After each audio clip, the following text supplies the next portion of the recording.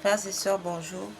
Nous nous retrouvons ce vendredi 23 janvier 2026 pour méditer l'heure sainte. Sans plus tarder, entrons dans notre méditation. Au nom du Père, du Fils et du Saint-Esprit. Amen. Seigneur, ouvre mes lèvres et ma bouche publiera votre louange. Dieu, venez à mon aide. Seigneur, à notre secours.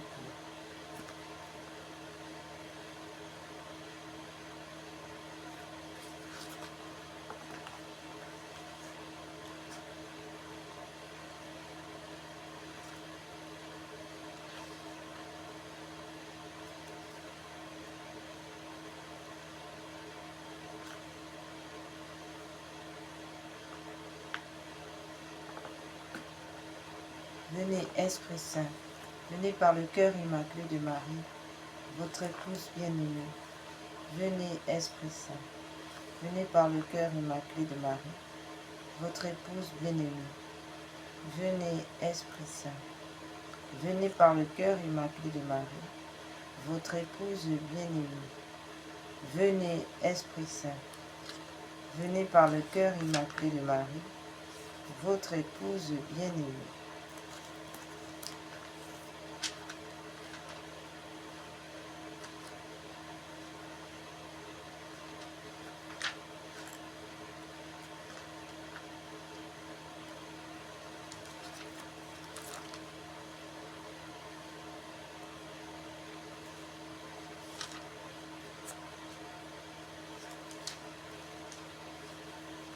Venez, Esprit Saint, venez par le cœur immaculé de Marie, votre épouse bien-aimée. Venez, Esprit Saint, venez par le cœur immaculé de Marie, votre épouse bien-aimée.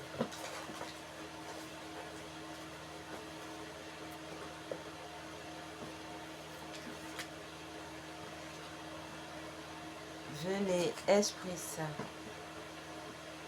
venez par le cœur immaculé de Marie, votre épouse bien-aimée. Seigneur, ouvre mes lèvres, et ma bouche publiera vos louanges. Dieu, venez à mon aide. Seigneur, à notre secours.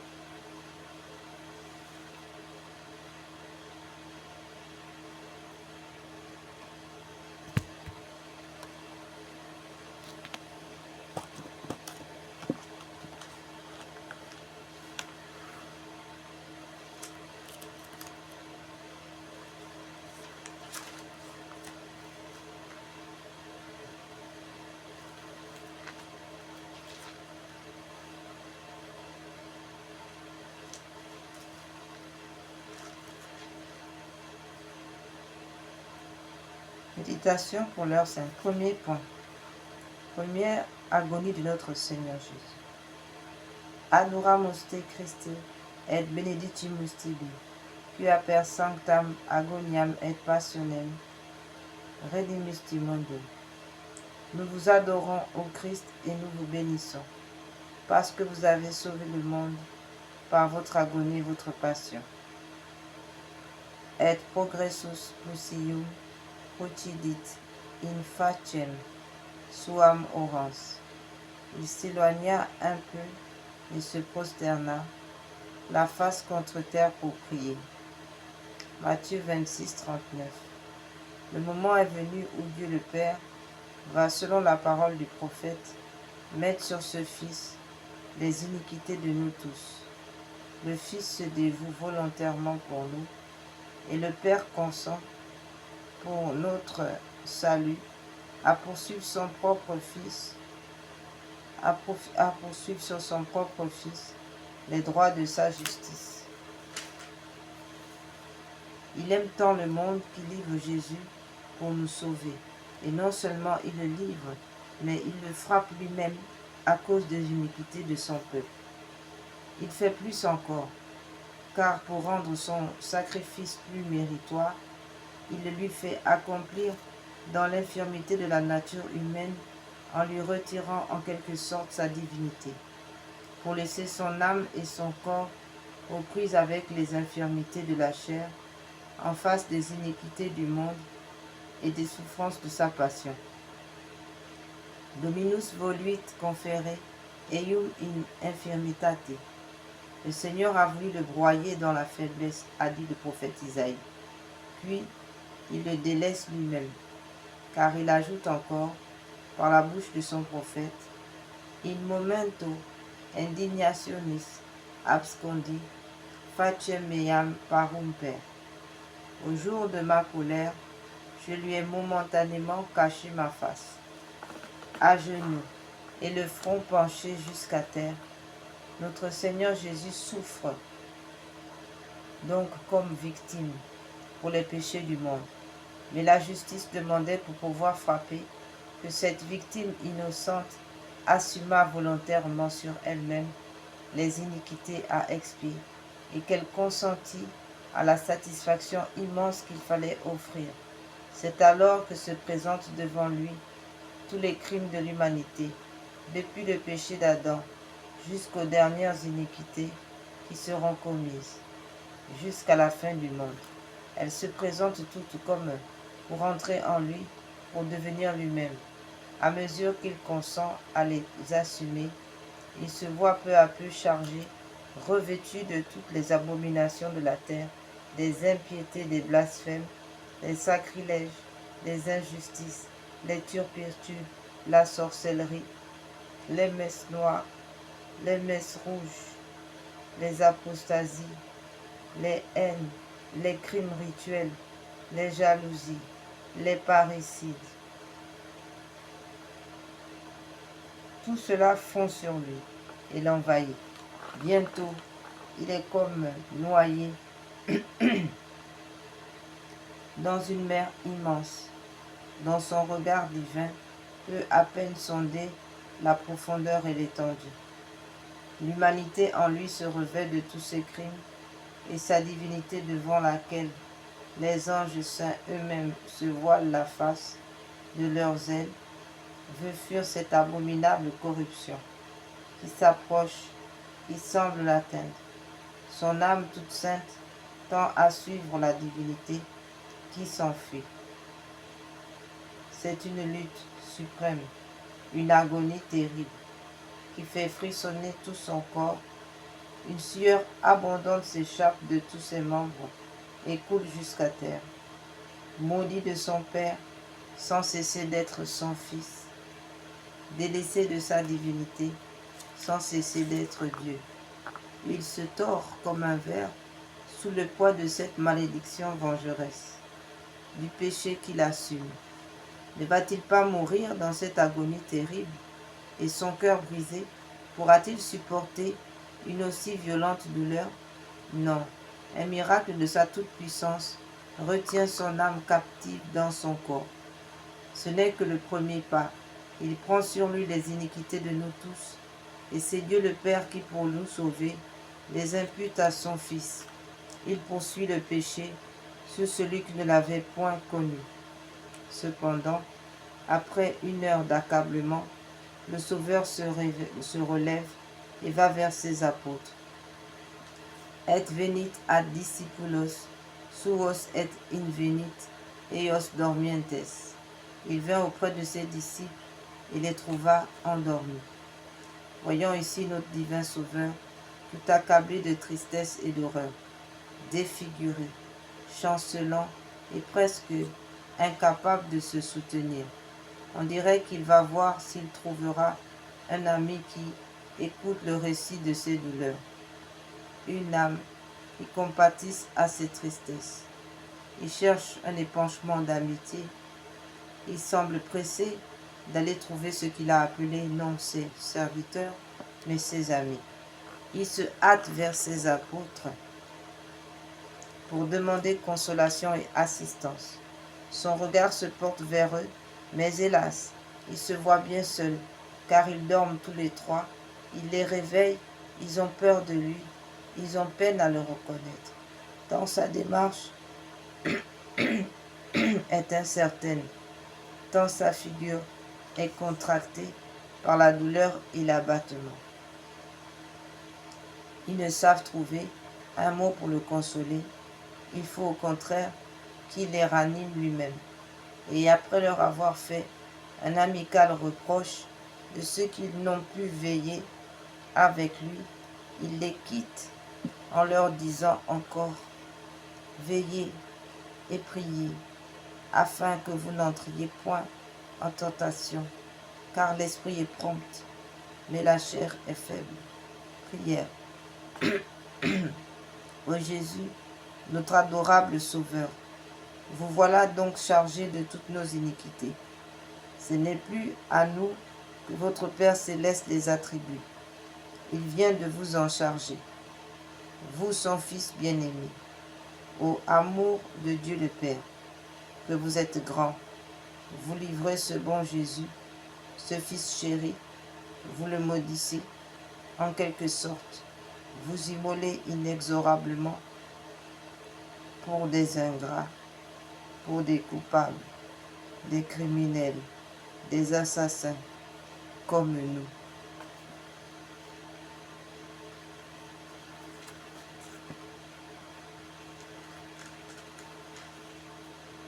Et vous, ô Seigneur Jésus, qui vous offrez à votre Père comme victime pour satisfaire à la justice, vous voilà écrasés, broyés sous le poids de nos iniquités.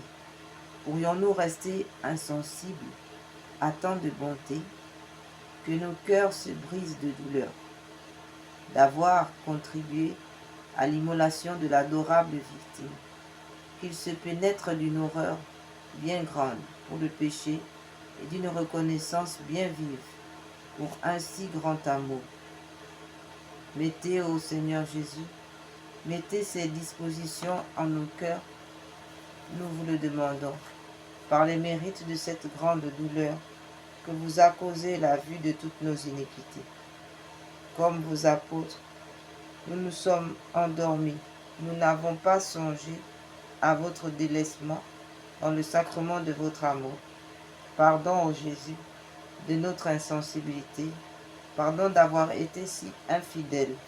Donnez-nous de pouvoir désormais veiller, gémir et prier avec vous, d'être fidèles et dévoués. Nous vous en supplions par les mérites de la douleur poignante que vous avez éprouvée en vous voyant délaissés par vos apôtres. Deuxième agonie de notre Seigneur Jésus. Adoramus te Christi, et benedicimus te, quia per sanctam agoniam, et passionem tuam renemisti mondum.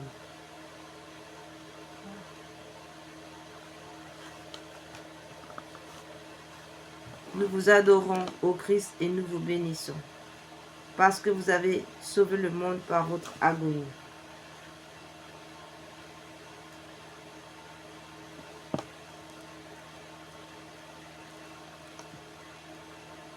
Interum secundum habli et oravit. Il s'en alla de nouveau et pria. Matthieu 26, 42.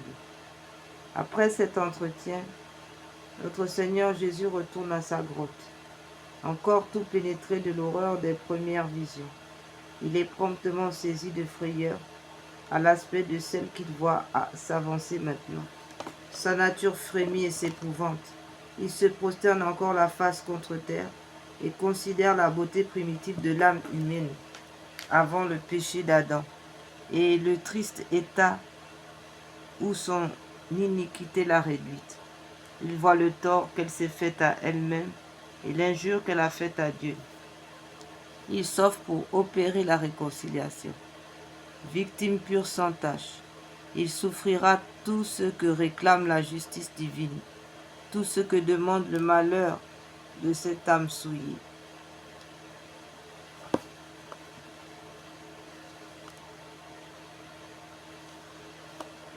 Mais, ô angoisse ou amertume, à quoi servira son sacrifice? Ne voit-il pas le plus grand nombre de ces âmes qu'il veut sauver se laisser encore entraîner vers le mal, comme par un penchant irrésistible? Malgré le secours, les mérites de son sang répandu, il voudrait les sauver, il veut mourir pour elles, et il ne peut les arracher à la damnation. Et cette Église dont il a déjà jeté les fondements, il la voit à travers les siècles constamment en butte aux persécutions et aux hérésies, souffrant de la part de ses propres enfants des déchirements plus dangereux et plus lamentables que les persécutions. Lui-même, il se voit à travers les siècles prisonnier, nuit et jour, dans mille et mille sanctuaires. Bien peu aimé et souvent outragé, méprisé dans le sacrement de son amour. Que d'enfants ingrats, qui le méconnaîtront, que de prêtres indignes, ou peu pénétrés de la grandeur des saints mystères, que de communions faites par routine et sans préparation, comme sans fruit. Toutes ces pensées oppressent et déchirent son cœur aimant. Lui qui aime tant se voit si peu aimé, lui qui veut nous sauver, compter tant de déceptions. Une abondante sueur de sang ruisselle de tout son corps. Par intervalles, un sanglot monte de sa poitrine oppressée. Il répète sa prière. Mon Père, s'il est possible que ce calice s'éloigne de moi, cependant que votre volonté se fasse et non la mienne.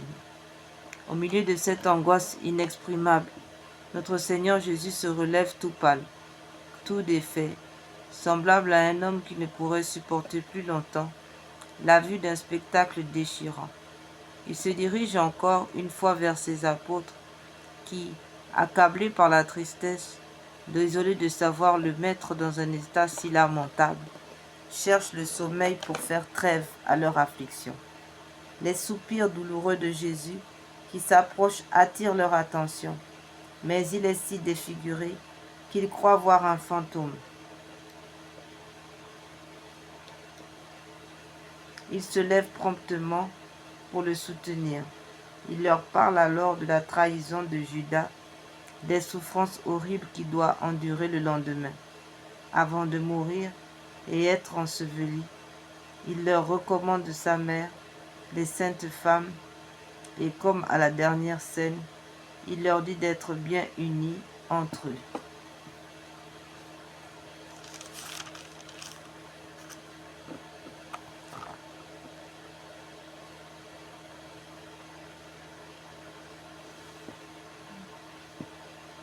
Tout cela a quelque chose de bien triste et de bien solennel à la fois. En un tel lieu, à une pareille heure, avec un tel accent. C'est un père mourant qui donne ses avis, fait ses recommandations dernières à ses enfants, mais à des enfants qui ne le comprennent pas à cause de leurs troubles. Il était si divinement beau, il y a quelques heures, au banquet eucharistique, et maintenant, il est si misérablement changé. Qu'est-il arrivé et d'où provient cette tristesse? Que deviendront-ils si leur... Que deviendront-ils s'il vient à leur manquer? Se seraient-ils égarés en se déclarant ses disciples? Le divin Sauveur voit bien tout ce que ces cœurs renferment de préoccupations terrestres.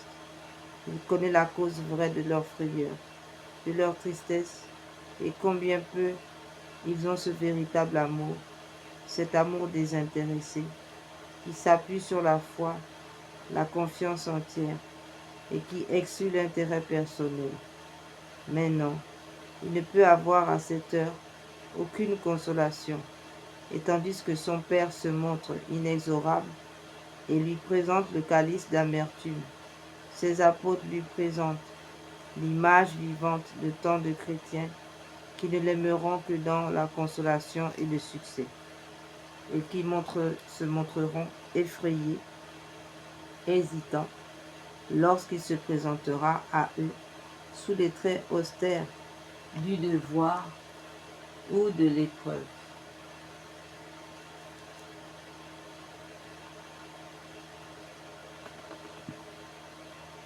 Aussi, l'abattement et la douleur pénètrent de plus en plus dans son âme. Il veut retourner à la grotte pour se résigner dans la prière, mais il est incapable de se soutenir. Ses apôtres l'accompagnent et le laissent sans avoir pu lui dire une parole de consolation. L'effroi les gagne de plus en plus et Jésus se met à prier. Prions. Ô Seigneur Jésus, notre aimable Sauveur, pourrions-nous rester insensibles à cette lutte qui vous a réduit à un tel état d'inexprimable douleur?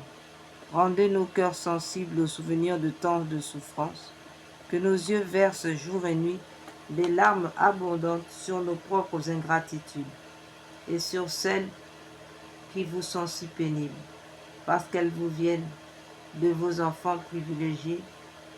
Qu'il nous soit donné, malgré notre misère, de nous immoler pour vous, comme vous vous êtes immolés pour nous, et que nous puissions dédommager votre cœur adorable de tant de poignantes ingratitudes par l'amour, la fidélité, la générosité à votre service.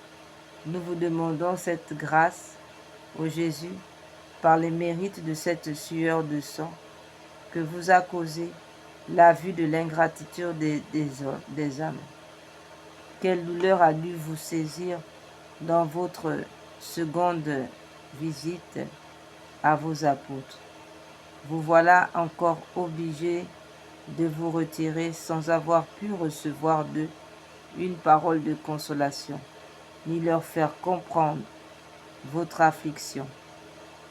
Que de fois aussi n'êtes-vous pas sortis de votre tabernacle pour venir nous dire votre délaissement, vos douleurs, vos tristesses dans la divine Eucharistie. Mais hélas, nos cœurs lâches et tièdes ne vous ont pas compris ou n'ont pas voulu vous écouter. Pardon, oui, pardon, d'avoir été sourds à votre voix. Faites qu'à l'avenir, nous soyons plus généreux, plus fidèles, plus dévoués, vous écoutant dans la tristesse comme dans la joie, vous aimant uniquement pour vous et non pour vos faveurs, ainsi soit-il.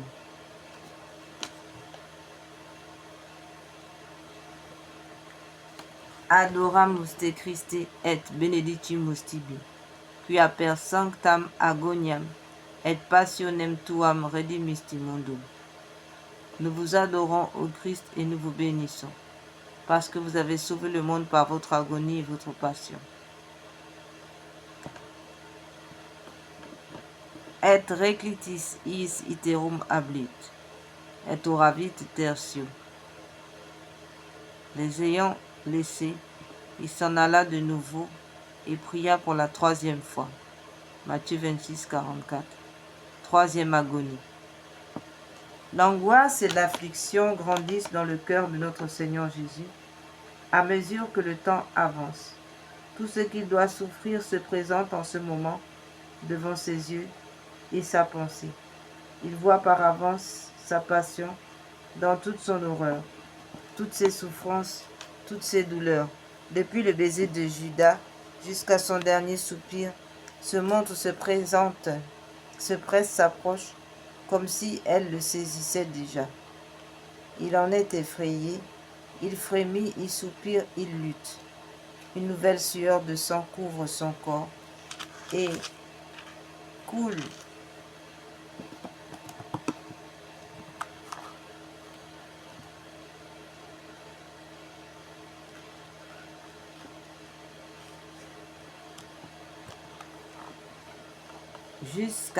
jusqu'à terre, en larges gouttes.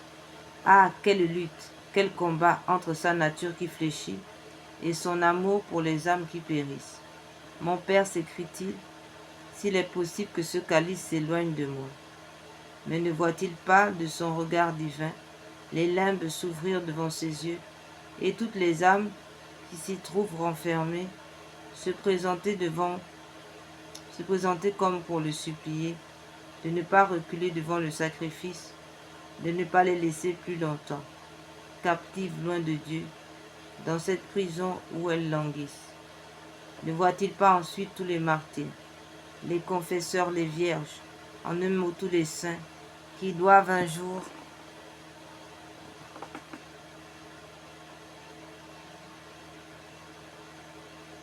sanctifier leurs œuvres avec les mérites de sa passion, paraître devant ses yeux avec une beauté admirable, chacun selon son rang et ses mérites. Ce magnifique spectacle se déroule devant lui et son âme est toute transportée car il aime les âmes. Et s'il le fallait, il souffrirait pour une seule tout ce qu'il doit souffrir. Mais le calice est bien amer et son père le lui présente toujours. Il faut qu'il accepte pour le boire jusqu'à la lie sans qu'il en puisse laisser perdre une goutte. Il s'écrie: Mon Père, que votre volonté soit faite et non pas la mienne. Au même instant, un ange lui apparaît, venant du ciel pour le réconforter. Sa figure aussitôt rayonne et paraît tout illuminée. Qu'est devenue cette sueur de sang qui le couvrait tout à l'heure? Quelle est la cause de ce courage tranquille et serein qui paraît maintenant dans toute sa personne? C'est qu'il a accepté le calice après en avoir senti toutes les amertumes, compris par avance toutes les ignominies. C'est qu'il a remporté la victoire sur les défaillances de sa nature humaine. C'est que ce désir, cette soif qu'il a de racheter, de sauver les âmes, va être satisfaite. Bientôt son sacrifice sera consommé. Encore quelques instants et le jour tant désiré va paraître. Encore quelques heures et les mérites infinis nous seront acquis par son sang. Nos âmes seront rachetées. Une dernière fois, Jésus quitte la grotte. Il ne chancelle pas et son pas est assuré. Ses apôtres sont endormis. Il les réveille, il leur parle avec bonté et il leur dit: Levez-vous, allons, au-devant de ceux qui viennent pour me prendre. Ses apôtres le suivent, ils vont au-devant du traître, qui s'avance avec une audace infernale. Jésus l'attend avec un calme si grand qu'on dirait qu'il attend un bienfaiteur, et non un traître, un ami et non un ennemi. Il l'avait bien choisi pour être du nombre de ses amis. Mais le misérable a abusé des bontés de son maître. Ses bienfaits n'ont servi qu'à le jeter dans l'abîme. Misérable, que vas-tu faire ou plutôt qu'as-tu fait?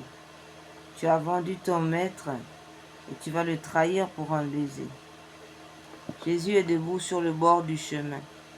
En voyant s'avancer le traître et sa troupe, « Qui cherchez-vous » leur dit-il. Jésus de Nazareth, c'est moi. À ces mots, les malheureux tombent, les visages contre terre. Qui cherchez-vous leur dit-il. Jésus de Nazareth, c'est moi, je vous l'ai dit. À ce nom qui abat et qui relève, qui condamne et qui sauve, il se relève, et Judas le réprouvé s'approche de Jésus. Je vous salue, maître, et lui donne un baiser. Jésus reçoit ce baiser d'ici et lui dit: Mon ami, qu'êtes-vous venu faire ici? C'est donc par un baiser que vous livrez le Fils de l'homme. L'accent de cette parole eût ému les cœurs les plus durs, tant il renfermait de tendresse et de miséricorde. Et cependant, Jésus voyait embrasser dans la personne de Judas tous les sacrilèges, profanateurs du sacrement de son amour, qui le livreront comme lui par le baiser de l'Eucharistie à Satan et à leur passion déréglée. Le traître demeure insensible et il regarde faire les soldats qui, au signal convenu, se jettent sur son maître, le saisissent et le garrottent, l'entraînent et commence cette longue série d'outrages, de brutalités, d'indignes traitements et de supplices dont se compose la passion du Sauveur. L'agneau de Dieu est aux mains de ces barbares ennemis, livré par Judas au peuple déicide des pécheurs, qui va concentrer sur lui toutes les haines, toutes les cruautés. Le sacrifice venait d'être consenti par le Fils, accepté par le Père. Il commence maintenant à Gethsémani et se terminera demain au Golgotha.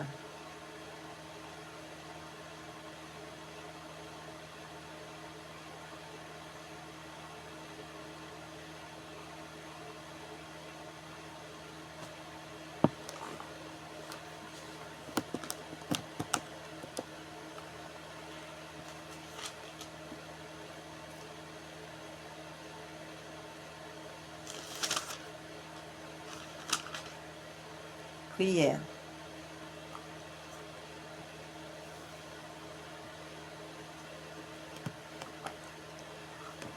Ô Jésus, notre divin Sauveur, voilà donc votre sacrifice accepté.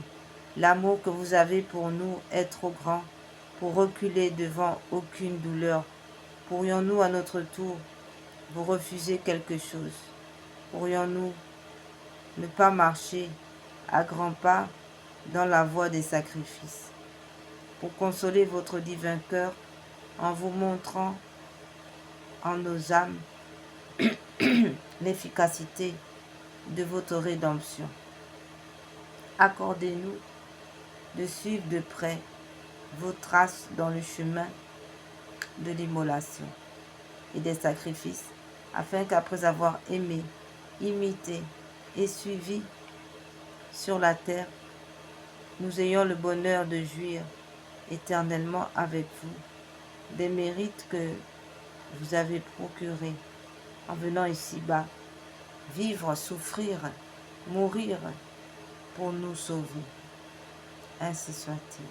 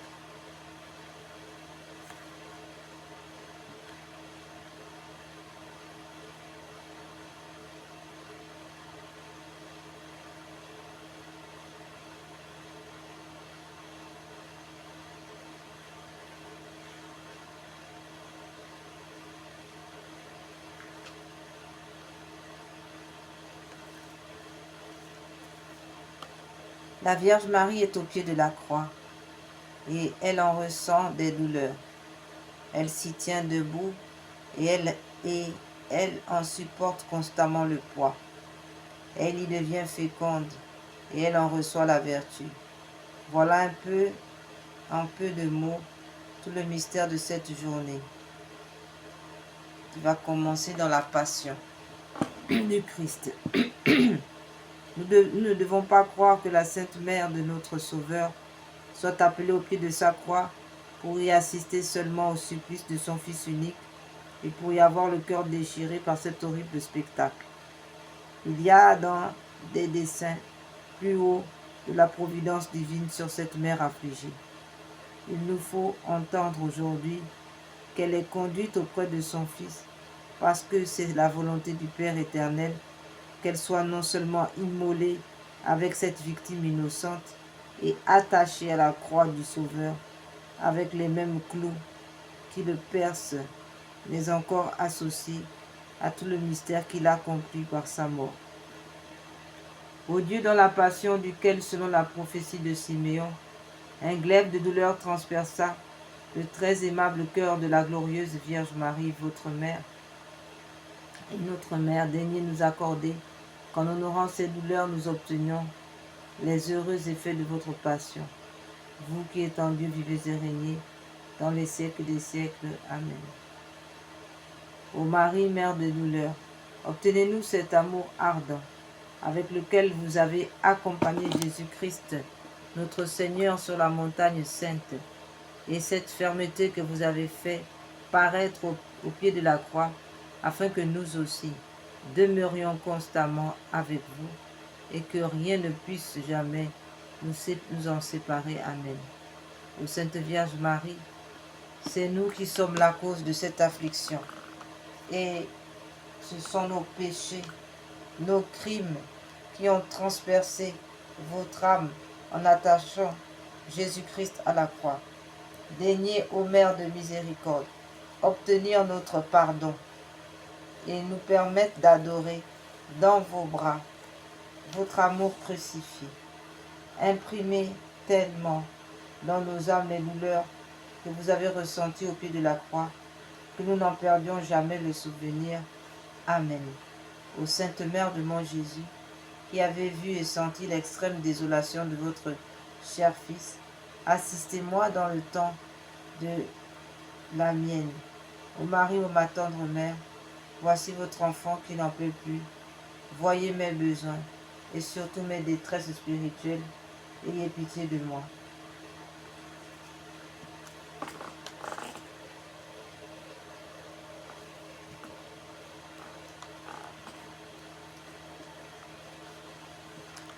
Tantum ergo sacramentum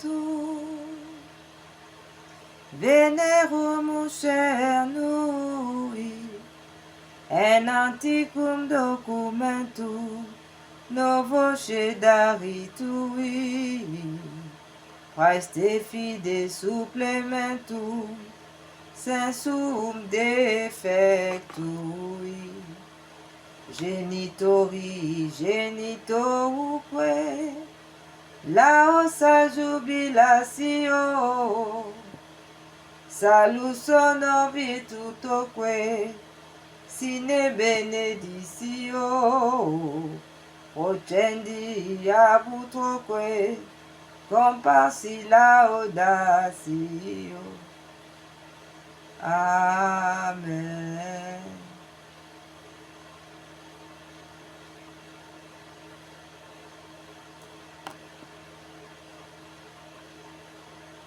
Panem de celu praetis eis omne delectem montu in sea bentem oremus. Qui nobis sub sacramento mirabili passionis tua memoriam reliquisti tribue quesimus inter nos corporis et sanguinis tui sacra mysteria venerari ut redemptionis tuae fructum in nobis jugite essentiamus qui vivius et regnas in saecula saeculorum. Amen. Dieu soit béni, béni soit son saint nom, béni soit Jésus-Christ, vrai Dieu et vrai homme, béni soit le nom de Jésus, béni soit son cœur sacré, béni soit son précieux sang, béni soit Jésus au très saint sacrement de l'autel, béni soit l'Esprit Saint consolateur, béni soit l'Esprit Saint aux 7 dons, béni soit l'Esprit Saint de feu, béni soit l'Esprit Saint réformateur, béni soit l'Esprit Saint d'amour, béni soit l'incomparable Mère de Dieu, la très sainte Vierge Marie. Béni soit sa sainte Immaculée Conception. Béni soit sa glorieuse Assomption. Béni soit le nom de Marie Vierge Mère. Béni soit Saint Joseph, son très chaste époux. Béni soit Saint Michel Archange.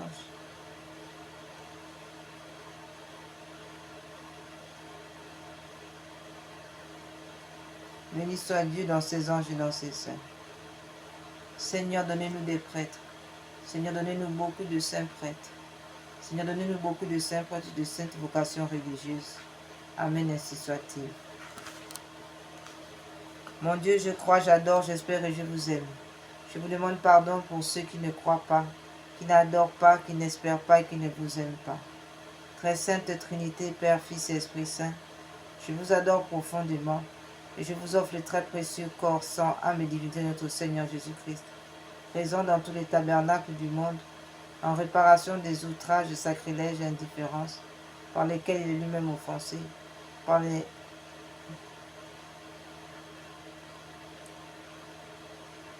mérites infinis de son très saint cœur et du cœur immaculé de Marie. Je vous demande la conversion des pauvres pécheurs et la guérison des grands malades. Mon Dieu, je crois, j'adore, j'espère et je vous aime. Je vous demande pardon.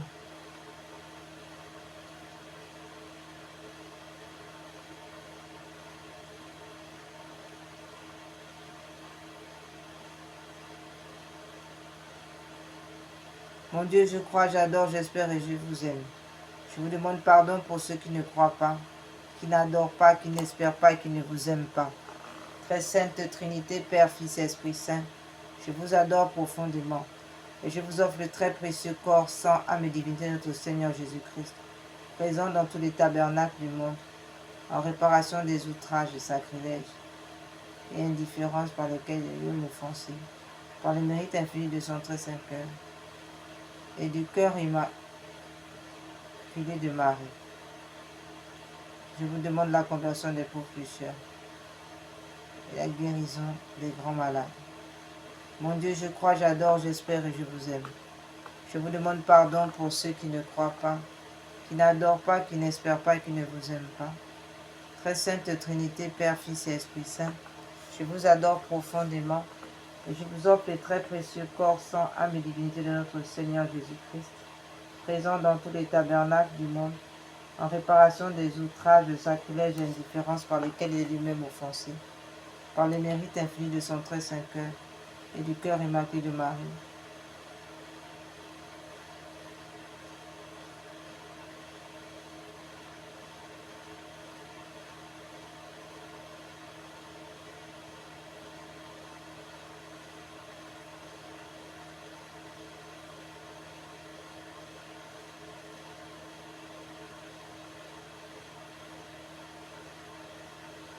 Mon Dieu, je crois, j'adore, j'espère et je vous aime. Je vous demande pardon pour ceux qui ne croient pas, qui n'adorent pas, qui n'espèrent pas et qui ne vous aiment pas. Très sainte Trinité, Père, Fils et Esprit Saint, je vous adore profondément et je vous offre le très précieux corps, sang, âme et divinité de notre Seigneur Jésus-Christ, présent dans tous les tabernacles du monde, en réparation des outrages, des sacrilèges et indifférences par lesquels il est lui-même offensé, par les mérites infinis de son très saint cœur et du cœur immaculé de Marie. Je vous demande la conversion des pauvres pécheurs et la guérison des grands malades, de ceux qui souffrent de maladies graves. Loué soit à tout instant, ô Jésus, au Saint-Sacrement. Loué soit à tout instant, Jésus, au Saint-Sacrement.